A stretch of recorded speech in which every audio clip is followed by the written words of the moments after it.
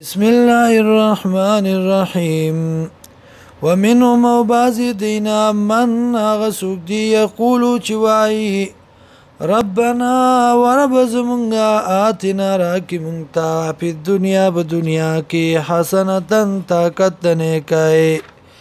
وفي الآخرة او پاخرت کی حسنتن بدل دنیکای وقنا عذاب النار او ساتی مونگ عذاب دورنا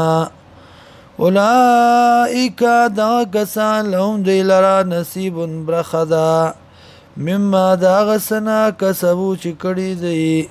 والله سریع الحساب والله دی زر حساب کونکے واذکر اللہ یاد کے اللہ لرا فی ایام معدودات پا غرز دشمیر کے